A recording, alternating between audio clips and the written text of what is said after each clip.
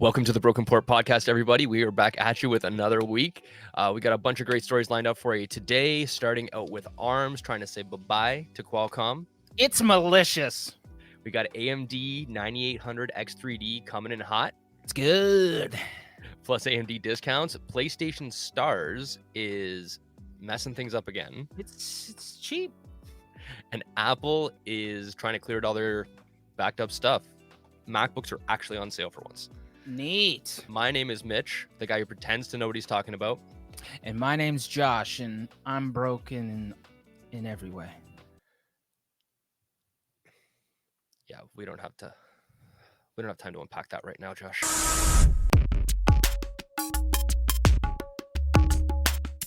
Mitchell. What's going on? Woo. Been getting some fall weather that's actually nice. Yeah. Been wearing shorts to pick up the kids, so that's cool. Little heat wave in the end of October. I will take that all the time. It's tight, because you know the blizzards are coming. Yeah. I think it's all going downhill next week. Oh yeah. Getting crispy in the morning. Oh yeah. Yeah. It's been nice and warm. It was like last week. It was like winter coat first thing in the morning. So got to start at early o'clock. And then it was like spring jacket and then t-shirt. And cold and sweating the whole time in between. Your body is just confused. Yeah, the entire time. So how's your tech life been? It's good. It's been a little quiet because I'm waiting for Black Friday at this point. So we'll see. But that, I'm getting extra money aside, so maybe I can get a couple things Black Friday. Maybe I'll finally grab the GPU and the CPU that I need. Oh, wow. That could be a thing. Or maybe some smaller components, because all that stuff tends to go on like better sales. But yeah. How about you? I do not have a lot going on, but today I was scrolling the App Store on the old Apple device of mine, and I found something that unlocked core memories. Yeah. And that is Age of Empires is now a game on iOS. And I just played the little intro thing where I was like, oh, I'm too busy at work, but I know I'm doing this weekend. I'm getting into this because this is just core memory for me. It was such a great game back in the day. Like you needed a potato to run it, and you could conquer the world. It was great. So I've got that look to forward to. While Josh is looking to forward things onto his friends, let's forward. Josh is looking to forward, so let's forward you onto the first story of the day. What's ARM is done with Qualcomm. They are trying to end everything. Qualcomm is part of phone chips. They're part of these new Windows PCs that are running ARM that are trying to compete with the Macs. And ARM is like, nah, that's enough. This sounds like a messy divorce. This is very messy because this was finally making progress against like the efficient Mac laptops, right? Yeah. And now they're coming in just like, no, Qualcomm, you broke the rules. You can't do this anymore. You can't sit with us. You got to go to where the losers eat. That's right. You can't sit with us. So basically what's spurred this on? Maybe that's the right word. But what has created this situation? There's been a back and forth for a little while with Qualcomm and ARM because Qualcomm apparently broke contractual agreements because they bought a different company that ARM was making chips with called Nuvia in 2021. So there was like proprietary information or something. I don't know all the specific details, but basically trade secrets were given out. Yeah, Qualcomm was not happy, ARM was not happy that Qualcomm bought Nuvia because they had their own deals between ARM and Nuvia. Now Qualcomm is part of that, and ARM is basically trying to say you broke the contract when you bought this company and messed up these things. And Qualcomm is saying to ARM, no, we didn't break the contract. And this is the back and forth. It's another tech battle with these brands. And still sounds kind of awkward because if they're looking for a reason that you broke something, it's because they're looking for it. So what's that relationship like? Yeah, and what are they gonna do though? Because Qualcomm is like one of the biggest brands for ARM chips. Mm, So if ARM isn't working with Qualcomm and they're not going to be working with Nuvia because Qualcomm owns Nuvia, then what are they going to do? They're just going to make ARM brand chips. Like it seems like a really like weird place where nobody wins. no, Like neither company wins and neither does the consumer. and that's who we're looking out for. Yeah, because if this gets messed up, then that's gonna hold back production on Windows laptops that are more efficient. They look That's so gonna snappy. right. We've got the battery life on Windows isn't gonna be as it's not gonna be improving that much because as long as they're running x86, they're never gonna be as efficient as ARM chips. Mm, And that's also gonna mean that Mac, even though we're gonna talk about some deals they have today, they're not gonna have to really do deals because their competition is gonna fade away for a mm, longer time. So it's not a great situation here. mm, Hopefully this carries on and Qualcomm can continue to make ARM chips mm. because it's going to mess up a lot of stuff. Unless ARM has some other deal in their back pocket and somebody else can just swoop in and replace everything with Qualcomm. But Qualcomm also makes the majority of chips in Android phones. Ooh, So again, Apple just takes a big leap ahead in the competition. yeah. So this is going to mess up a lot of things. It's going to put Apple way on top. Is going to put a whole bunch of people in awkward positions and possibly have shortages and chips again. You know, it sounds like the tiny little snowball you throw down the mountain, and then it starts going and going and going and going and going, and before you know, it's an avalanche. Yeah. Wow. So this could have a really big snowball effect. This could be a huge boulder that takes out a town. Like be the equivalent of like an asteroid. Like I don't know. But anyway, let us know what you think about this, about ARM and Qualcomm possibly breaking up. That's huge things. Within that, I know we talked recently, Qualcomm thought about buying Intel and these kinds of things. So maybe they go into that market, Yeah. but I don't know. Is there any angle about this that we're not thinking of? Like, what else does this affect? Throw it down in the comment section, and if it's interesting, we'll shut you out for sure. Yeah, yeah. And while you're there, like, subscribe, share with your friends, hit Yeah. that notification bell so that you see when we post a new video. All right, Mitchell, that's enough with Qualcomm. I want to talk about some AMD. AMD coming in hot. Yeah. We've all been waiting for this chip. Mm. We've all been waiting for the prophesied AMD Ryzen 7 9800 X3D. Yeah. So many numbers. It really is. Like, we're used to saying this now, but it's such a long name. So this is coming out November 7th. November 7th. So not too far away. It's not far. It's close enough that I can wait. That's what I was saying. You're talking about your Black Friday. Well, Now this, perfect situation. Perfect situation. This comes out. Black Friday goes on sale like 2 weeks later. Or maybe Boxing Day. But who knows? Because it's possible. Because they don't take that long to go on sale. Within this same situation, they've already put discounts on the 9000 series chips. They're just like 30, 50 bucks US. But that's good enough for me. And along with that, there's a lot of deals right now that AMD is including like a game bundle. I think they had those game bundles are sick sometimes, eh? Like, yeah, if you're going to so buy the game anyway. I don't know if it's still on because I was looking at the chips. I think they listed Space Marine 2 and Unknown 9 as a game bundle to come with the AMD chip. And that's like 160 bucks worth of games between the two of those. This is pretty solid. Yeah. Nvidia, for some of the Nvidia laptops and the graphics cards, are including Star Wars Outlaws right now. Again, I'm pretty sure that's still the case. But what's things going on change with very that quickly. game? Side tangent. Have you heard anything?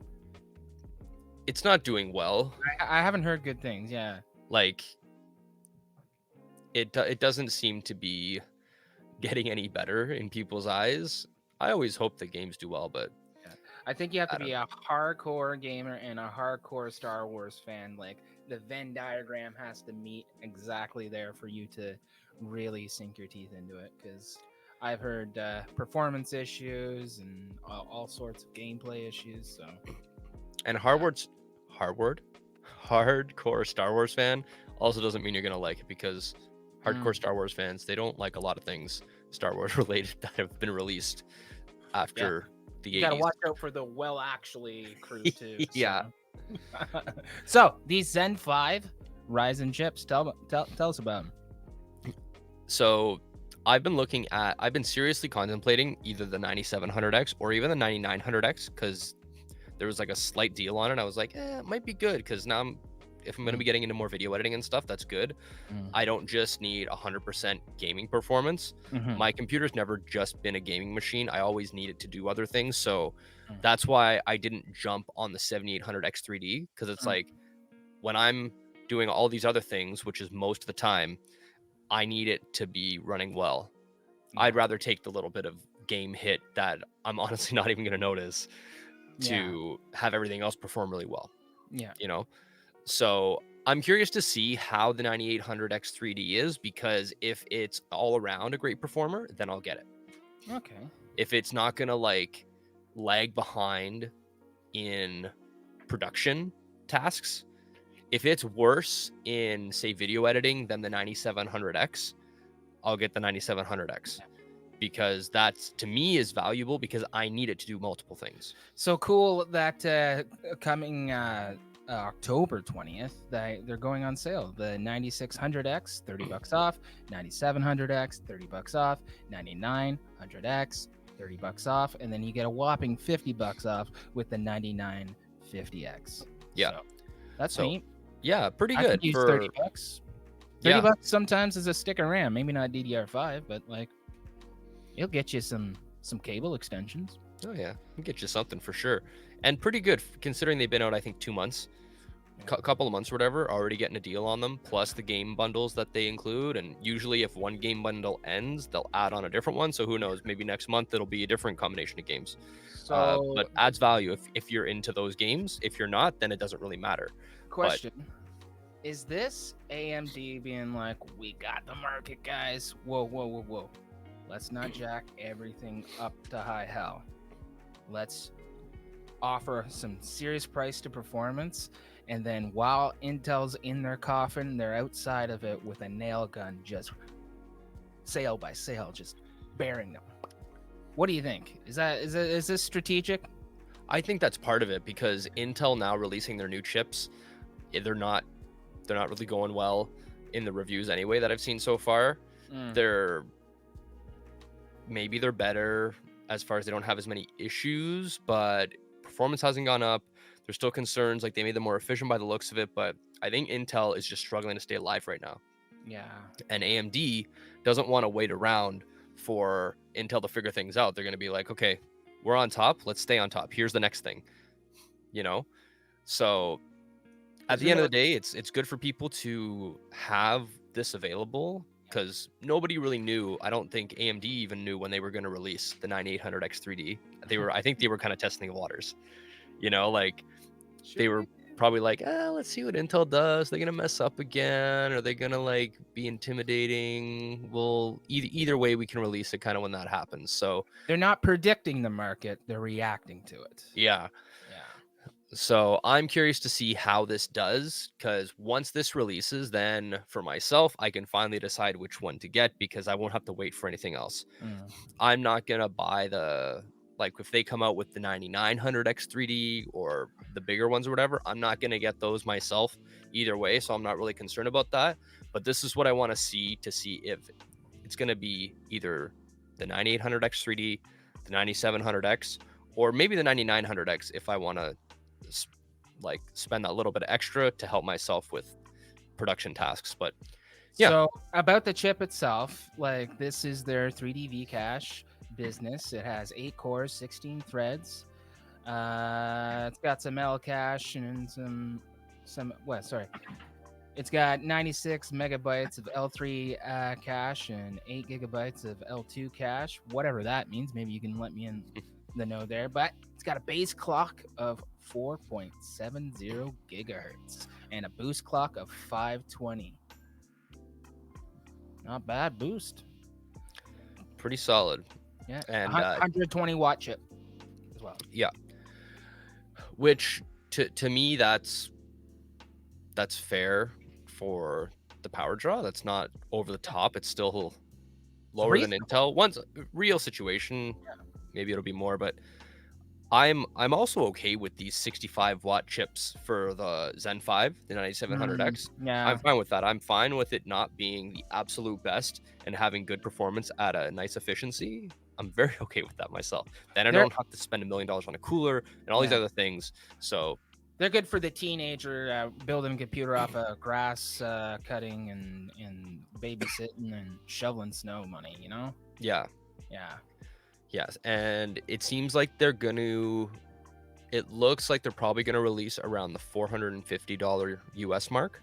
Not bad. So you know what? That's fair. That's, I think, about on the same as the previous generation.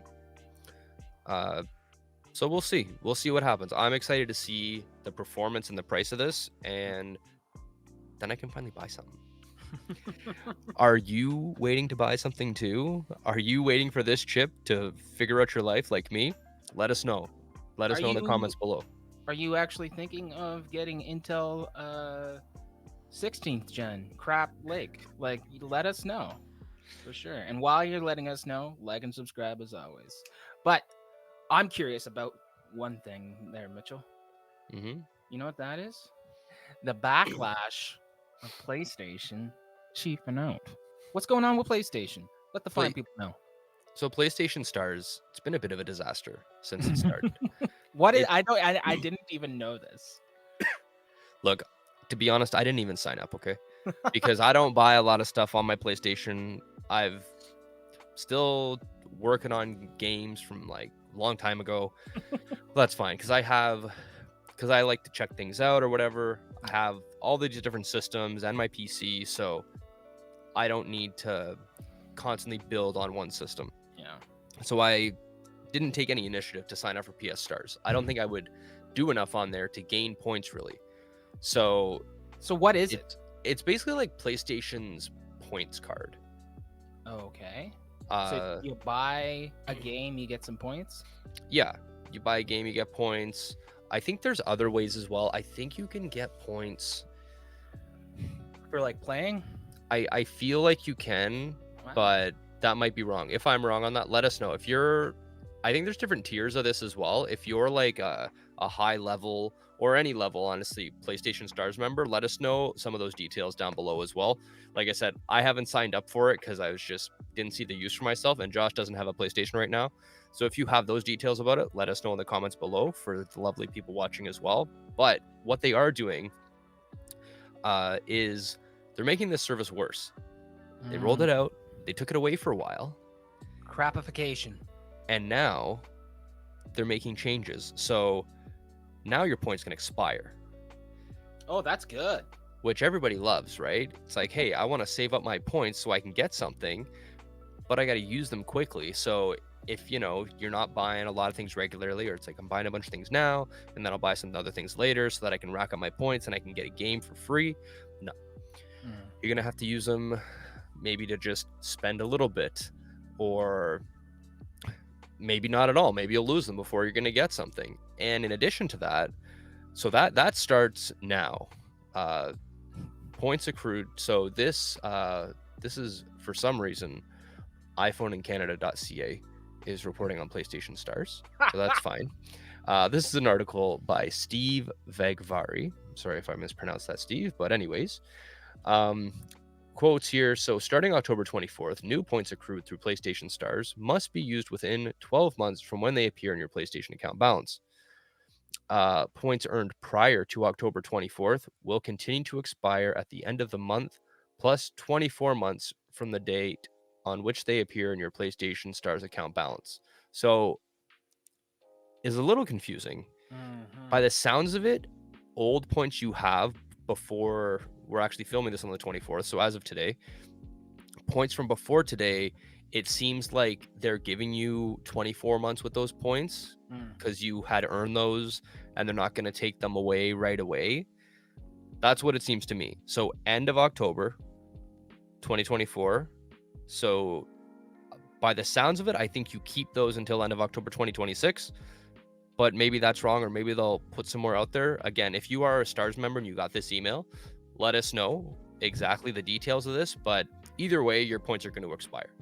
You have this urgency now. Either way, this is disgusting. Yeah, and this then is starting just another license thing. We don't own any games anymore. We don't own our content anymore.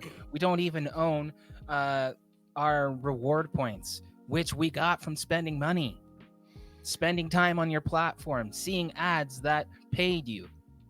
Yeah. On top of that, there's less ways to earn points now. You used to be able to earn points from subscriptions and services.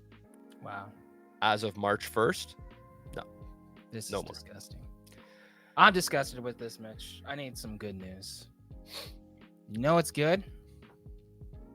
What's good? Macs are slightly less expensive now.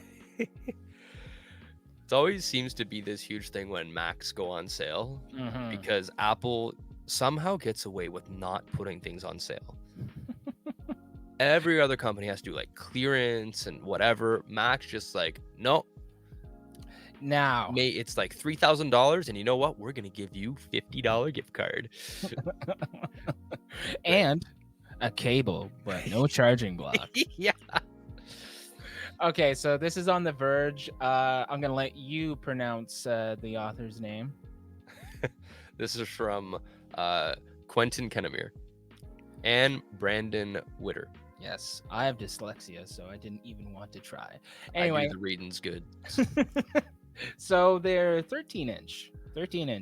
It's a fair size for the on the go productive person, right? So they're 30% off. That's neat. So you have the 13-inch, and that's from the 2022 model with the M2. 13-inch Mackle. I keep saying Mackle, eh? You gotta get a nice Mackle, especially when they're on sale. Get yourself a nice Mackle. It's only $6.99. So the 13-inch Mackle or Apple MacBook Air with the M3 chip, 2024 edition, is 18% off. Ooh, they're paying the taxes. That's not bad. Oh yeah. But I hate these stupid storage sides. Like, why are you releasing a 256 gig like laptop? That's like a couple of projects and you're done. Yeah, and if that's all you need, fine, but don't charge top dollar for that. Yeah. So, you know, they are good for editing. I know music people love them. You know, you got those pad people and they're like pressing buttons and it's doing stuff MIDI wise. There's lots of applications, and these are well sought after. And I thought we should let our good people know that they're on sale. Yeah. So how would you use it? I'm not talking to the audience just yet, but Mitchell, how would you take full advantage of a MacBook? I would use it for editing, for sure. They're great for it, apparently. Great for video editing. GarageBand is a nifty little tool as well as like a free music recording software. I used to play a lot of music. Now I play a little bit of music because of time, but those would both be kind of good things for me. And MacBook's nice on the go because my big heavy MSI gaming PC laptop, that thing's like over 5 pounds, which it's not that much, but when you're actually carrying that around, even in your backpack all day, it's so heavy. So to have a nice light MacBook Air with nice power to it, beautiful. Yeah, I definitely would use this for on-the-go editing. You know, you're at breakout work or something, you got 30 minutes of uninterrupted time and you're behind. It's perfect. Yeah. You could put it in your backpack and you don't even feel it. So yeah. And the M2 Air, you can definitely get some nice video editing done on that. It's not going to be the top computer for it, but you can get it done well with a pretty efficient time. But apparently DaVinci runs on that thing very well. Yep. Yeah, so whether you're DaVinci or you go the full-on Mac like the Final Cut Pro route, it's either way, it's it is very nice doing like video editing and stuff on Macs for sure. You should explore the DaVinci on iPad. They have that. I know you got a nice iPad. Yeah, I guess I could. Yeah, I have the iPad Pro. It's a few years old now. You could It's the you M1. you could chip. do it while you're watching shows with your wifeski. And we're going to move on by killing some time watching some Disney Plus. Well, all right. I remember driving to work on the radio, and they had this little Tech Bite section, and they said Disney has wrangled up some Netflix or YouTube, and they're making a streaming service, and I just went, wow. Then I heard that they were buying Star Wars, and I went, wow. Then I heard about the Marvel, and I just went, wow. Over the last decade, Disney's been making some moves. Disney Plus subscription. It's, I would say, in some ways one of the best. I would. Because if you are, obviously it's not for everybody. Nothing's for everybody. That's why there's many things. If everything was for everybody, then we would have a couple things and that was it, because everybody would be happy with the same thing. So with Disney, you have all your classic Disney stuff, like your 101 Dalmatians and Pinocchio and all the classic Disney cartoons that kids grew up with, that kids still like now. You have all the Marvel stuff. You have all the Star Wars stuff. Or you have most of the Marvel stuff. There's always some sort of licensing issues with Spider-Man and whatever they're doing. Sony and Disney gotta duke it out. Yeah. So there's those huge franchises, all of Pixar. I believe it's National Geographic they have on there. Plus they got a whole bunch of like sitcoms and different things. They got the Simpsons on there. Something we quote a Yeah, lot. huge things that they've got on Disney Plus. Now, if you don't watch any of those things, then don't get Disney Plus. But they do that on the regular too. But then they have these little gems, and one is the Beatles Get Back, and it's about the Beatles allowing an unprecedented crew to show them the creative process of recording "Let It Be." So there's some docs on there too that are pretty cool. Do you remember Boy Meets World? Yep. Boy Meets World is on there. Yeah. Lots of good classic stuff, new stuff. You know what I appreciate is the X-Men animated series, but also the 97. That was well done. Really well done. I've heard a lot of good things. I haven't checked that out myself. Have you checked out What If? Yes. Did they release a second season of that? They did. And I think you might have slept on it by accident. Okay. I'll have to look into that. Go check that out. So what are you guys watching down there? Let us know in the comment section. Yeah. And while you're there, try to hurt our feelings by your criticism. Let us know all the things that you don't like about our faces. And we'll change them. We'll try. But drastically with surgeries. Lots of surgeries. We're going to need some sponsors for that. Let's go D-brand. All right, Mitchell. I'm confused because you brought up a word and I had no idea what it was. We were in pre-show and I was like, what? CMOS. What? What's a CMOS? Everybody likes CMOS. Can I have one or do I not want one? Is it Christmas related? CMOS, what's going on? Not CMOS. Is it this CMOS monster? Is it Nessie? What's going on? So your CMOS, technically CMOS itself is just a semiconductor. CMOS stands for complementary metal oxide semiconductor. Oh. However, on your motherboard you have a CMOS memory. And that memory runs with that little watch battery, like the little 2032 battery. Okay. What do you think that does? It makes sure that if you have an outage that the power to your RAM is still there.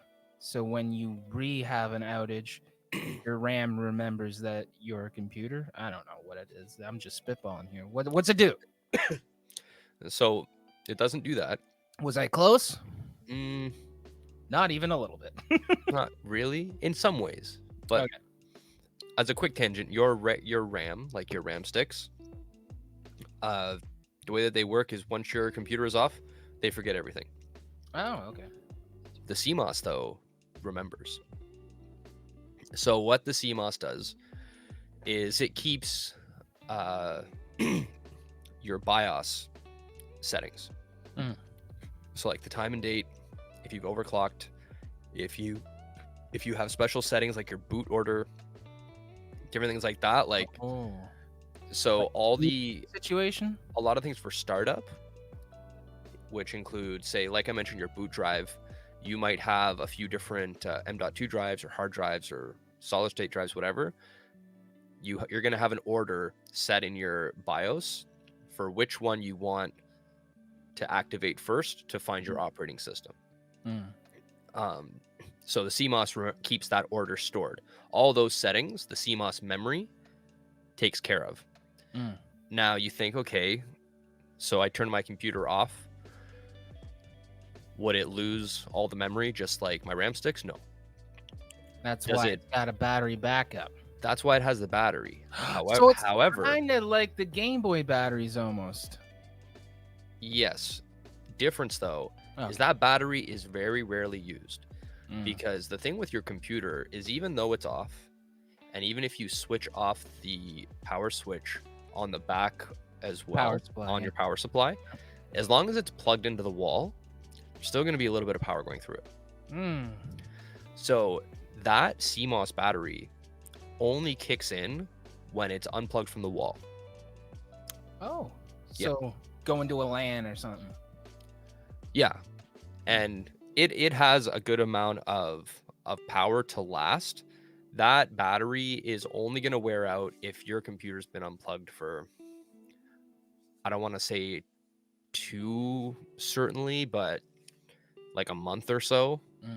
Could be as little as a week, could be a few weeks, to be a month, whatever. It'll but, do you a move. But yeah, like if you unplug your computer for the day and plug it back in, you're going to be fine, right? So what happens if that time elapses? So if the battery dies and it's unplugged from the wall, because see, if the battery's dead but it's still plugged into the wall, you're not going to lose your settings because it still has the power, right? And the motherboard, it's not relying on that battery. But if the battery's dead, you unplug it, you're not gonna like corrupt your computer. You're not gonna lose all of your like Windows settings. You're gonna mess up your you might mess up your boot order. So you might not be able to start Windows properly, or it might take longer because you'll load up into like BIOS or. So you can load into BIOS, but it might just give you an error, or if you've overclocked your RAM's not gonna be overclocked anymore. You might also have to reset your date and time because that also stores in there. So it keeps kind of those very base settings saved so that your computer boots up properly. Okay. And that's why you have that battery. So if you're ever wondering, lost all those settings and your computer's been unplugged for a while, it's a good chance it's your CMOS battery. That's good to know, Mitchell.